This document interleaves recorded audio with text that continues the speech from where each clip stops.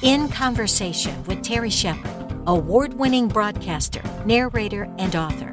A deep dive into the writer's craft with the artists and support systems who create the stories we love. Thanks, Lisa. Our special guest today is Stephen Harrison, a journalist who has written for the New York Times, the Washington Post, Wired, and Slate.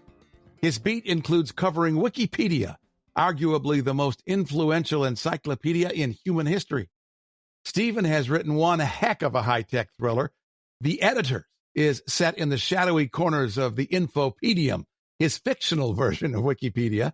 Our hero is freelance reporter Morgan Wentworth, who stumbles into a secretive world of editors, hackers, and power players after witnessing a shocking cyber attack on the global Infopendium conference. It's a story for our times, brilliantly crafted by someone who definitely knows his topic. Stephen Harrison, welcome to the conversation. Thanks so much for having me, Terry. Thank you. What motivated you to tell this story?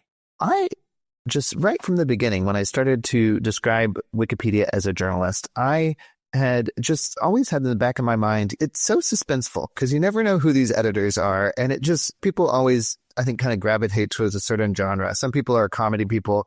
I'm a suspense novelist. And the real life Wikipedia seemed like a suspense novel to me. And right from the beginning, when I was covering Wikipedia as a journalist, it was always just such a mystery to figure out who these people are, what's motivating them, why they volunteer for a site like Wikipedia.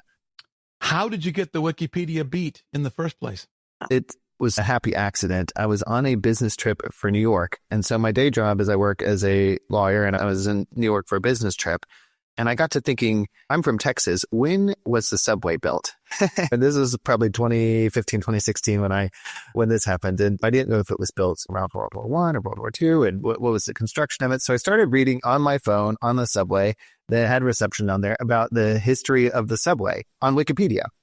And then I just started going down the rabbit hole, as you do on Wikipedia, reading about different subway stations and different subway lines. And I just, after a while, I got to thinking, who has the time to write these pages? They're so good. Some of them are really good, really detailed, have really good photos, really good history and information. And so at that point, I had learned that you could click behind the scenes of a Wikipedia page and see the usernames and a pie graph, who's contributed the most and how recently. And I saw two main usernames that were just, every day they were adding to the subway's Wikipedia pages. And I reached out to them and I said, hey, would you be open to me interviewing you? I'd like to pitch this story to the New York Times because I think these pages are so good. And one of the people wrote back to me and said, that's fine, but let me ask my mom. And that's when I got to thinking, and just in my head, I had this image of someone maybe in their 40s or 50s who was just a real Subway fan. But no, it turned out both of them, one of them was a high school senior, and one of them was in college. And I reached out to them. Their names were Shaul and Ryan. They both lived in Queens. They lived literally blocks apart, but they had never met face to face in person. And so it was good to actually meet. That ended up being my first story for the New York Times. They ended up getting some publicity and being on local TV and actually meeting in the flesh. But just the whole time it started with, this is really cool. And then in my head, I was just like, what does this mean? That the gatekeepers or the curators of information are, in that case, younger people, what we would think of as non-traditional experts. And just what does that mean for society? These are pages that get viewed in those cases millions of times. And of course, Wikipedia information, it isn't just the article itself. It feeds Google search results. It feeds AI and Alexa. I got to say it quietly or else it will go off here, one of those devices. But it's so influential. And so even if you don't go to Wikipedia directly, it's influencing you every day. It sounds fascinating that a 13-year-old could know that much about a subject like that. Yeah, he was 18 at the time because he's a high school senior, but he had been re-editing since he's been 13, right? And I think that people have these interests. He's a legit rail fan. He knew everything about the types of trains and the different lines and the history and the construction.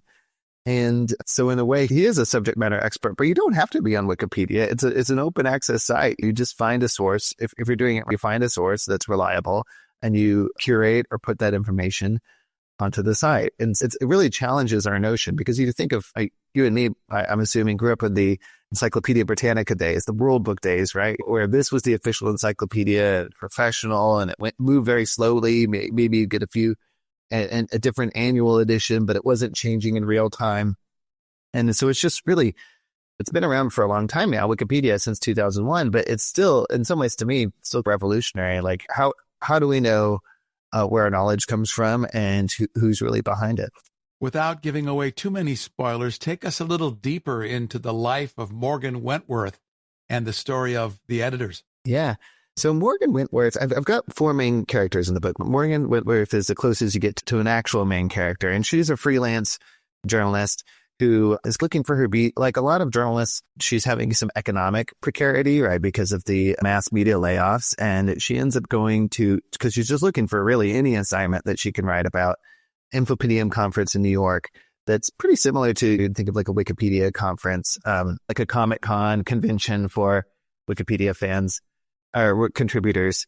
And something really interesting happens there. I won't give too much away, but there's just this event, and she's like really drawn to the subject of the Internet Encyclopedia.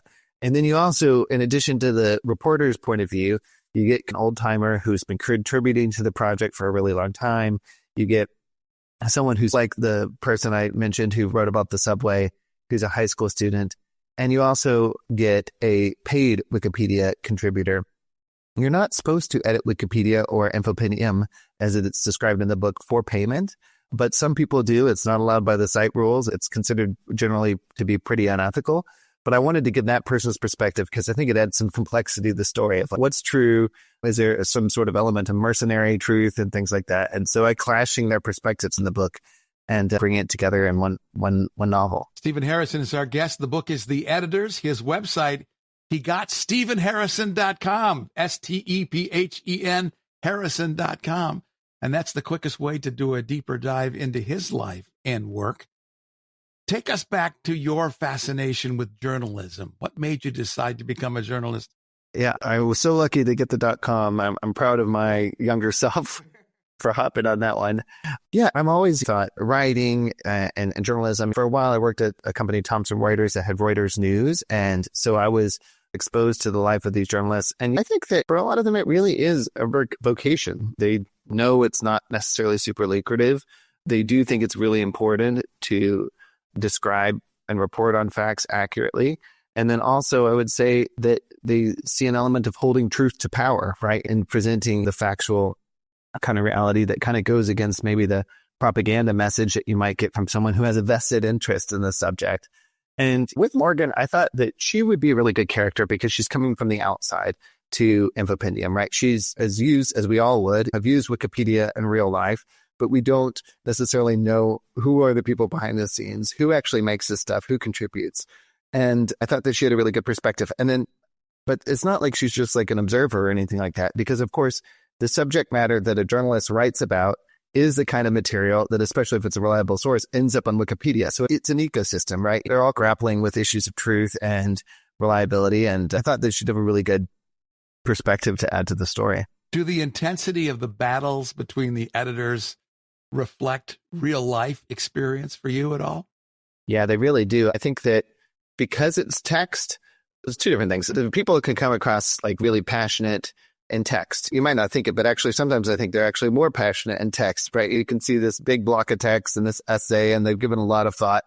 It's like they're wielding short swords at each other, just the sharpness of their argument. No, this violates this policy, or this violates this policy. Or one reader told me that in the book and in Wikipedia, they throw policy names at each other. They say, hey, you need to aim for neutrality, or you use better sources. It's like they're throwing the name of the policy at each other, or even like in Harry Potter, they're like using a spell to cast the names. So I think in that respect, it is very true to life. I think one thing I had to do is there are fewer than you would think. There are only about 1,500 Wikipedia contributors who are really highly active, right? So that of course, everyone can edit, and people do, but the people who just like made it one of their main hobbies is that's actually a pretty few number, especially or pretty small number compared to how important it is as a site.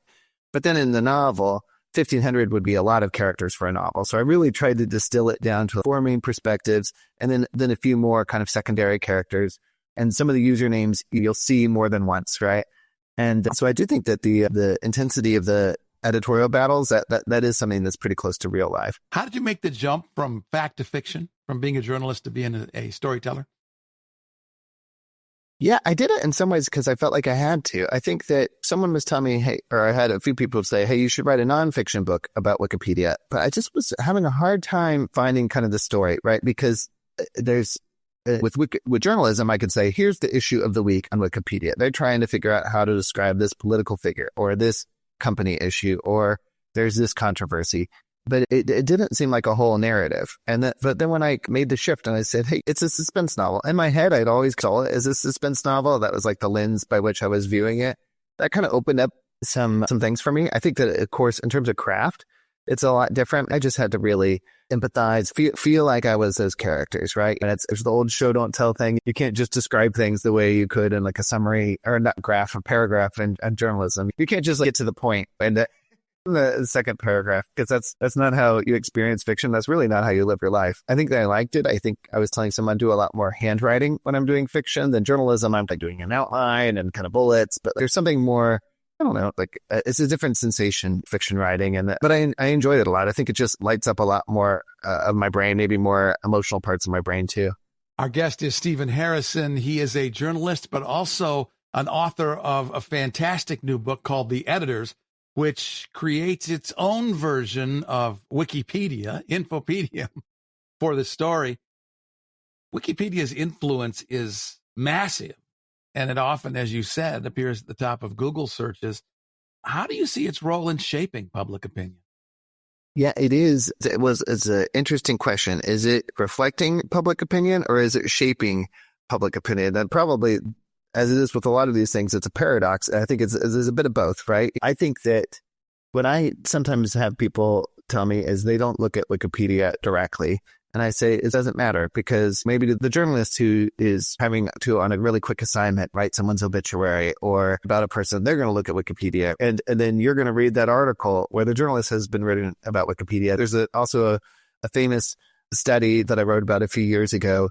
There were some judges in Ireland who, there's a number of different cases that you can rely on when you're making a judgment as a judge. And what they did is they did some experiment to find that judges were more likely to cite the cases that had Wikipedia pages, right? So just the existence of a Wikipedia page meant that case was more likely to get cited, and it could actually ultimately lead to someone being found more guilty or not guilty, because the informational resource that the judges were accessing was which ones had the Wikipedia page, which was freely available. So it's a really interesting thing. It's not just curating the information and the knowledge that we have in society, but it has like a generative effect on what the knowledge is. And so I think it's certainly something that I think that people should be very aware of. And even if they choose not to become one of those Wikipedia super contributors, it's just worthwhile to know like where the information is coming from and the processes that are used to create Wikipedia pages. Someone said to me about The Editors that it was like throwing all the President's Men and The Twilight Zone into a blender and dumping it out onto the pages of a book. Is that an accurate description, or would you describe it another way? Oh, love that description. I think that sometimes people say it's a little fragmented because there's different perspectives. And especially at the beginning, you start with all the different Wikipedia edits. And that might be where you're getting the blender aspect. But when I did want to communicate, that's the way the internet feels sometimes, right? Like you see all these usernames and they're like, you don't know who these people are. They're faceless and they're attacking. Or in your daily life, you're clicking, I think of the character Alex, he's going from his email to his direct messages to over to the Wikipedia equivalent, Infopendium. And so I wanted to get like the way people's attentions and their brains are hardwired and are distracted by all of these internet aspects. There is an old saying that all media has a point of view, and we as citizens should challenge that point of view, whatever it is. How do you find the truth amid the social media morass these days? Really good question. I think I'll start with a literal thing of Wikipedia pages, and maybe there might be a broader concept or a takeaway we can get from it. But I've started to, when I go to Wikipedia pages, I look at the sources on the bottom to see, hey, where is this curating from? Is it using all the same source over and over? Do the sources that are used, are those pages that I tend to think reflect a particular leaning one way or the other? Where is it coming from? And so I think that if nothing else, Wikipedia is super useful for that, right? Because it's curating all of these sources, and it's the crowd mind coming together and saying, here, we think these are the reliable sources on a certain topic. And so I think that applying that to other things, does that mean that we should take one source at face value. As I'd like to think that we would be the kind of people who read multiple sources, or at least access multiple sources. I'm also just cognizant of the fact that we only have so much time to read. And then just, I guess though, when people are attacking Wikipedia lately, I've been thinking, did you like the Britannica model better? Really? It was certainly slower, right? There's some sort of elitism to, oh, these are the professional writers. I think there's an argument to be made that for the longest time, it's been white men of a certain pedigree. Now this is a lot more open access. Wikipedia, as people can be editing it from India and China as the characters are in the book. And so I think that what I'm getting at though is the problems that we've had with truth. How do we know that's true? Which degree it's called epistemology. That's the hardest word for me. But the epistemic issue is, how do we know what's true? Right. And the thing is, we've always had that problem. We've had that problem with Britannica. We have that now. We have it. It's always been an issue. And I think that we're moving, from the naivete of, okay, you can trust this because it's in a book, to just very jaded, right? You can't trust it. You can't trust Wikipedia. You can't trust everything. Maybe there's something a little beyond that. Okay, we have to be a little bit skeptical. We have to be self-aware. A lot of times the Wikipedia summary is very valid because a lot of people have been working hard on it and on something like that. That's the way I'm thinking about things nowadays. Keeping all the different concepts in mind. As artificial intelligence starts to evolve and get smarter, do you see that impacting Wikipedia in a positive or a negative way? Yeah, I'm trying to be optimistic about it. I am concerned about some of the more gloomy scenarios. So I'll say the initial issue was, let's say someone's writing a Wikipedia page. Could they use ChatGPT to help them write it? And I think that was a real big concern because ChatGPT, as we know now, hallucinates, right? It'll say something that's plausible sounding, but that's not actually true. And that matters because Wikipedia is actually trying to be very truthful. And so that would be a problem there. On the other hand, I think that there's some kind of good applications that could maybe help Wikipedia. And the thing that's really driving me nuts sometimes is sometimes someone will write in an article, put a line, and then say, here's the source for this. And then I look at that source and I say, actually, that article is not saying that. Maybe the AI could actually be a tool that says, okay, if someone's going to cite a source, the AI will read the article, read it in the electronic way and say, okay, it does say this or it doesn't say this. That's an option. I think that also, and young people tell me this, I think it's just they have to realize they're growing up with a very different internet, right? That there's a lot of AI slop now on the internet that's just not to be trusted. It's not very good content, right? But is it possible that there will be some AI tool in the future that helps identify the better sources, right? That can be used for Wikipedia page? That might be helpful too. The one thing that I am a little concerned though is some people say that AI is going to help make the Wikipedia more fair, more neutral. And I'm like, well, that really depends. AI is just, it's all based on which data set it's trained on. If we think that it's like, what's the central text? Almost like what's the central text of a religion? Each religion has a central text. And so the idea of Wikipedia could become more neutral with AI, that really depends on which text the LLM is trained on. You can think of Grok and ChatGPT and all these different AI examples being trained in different models and different central texts.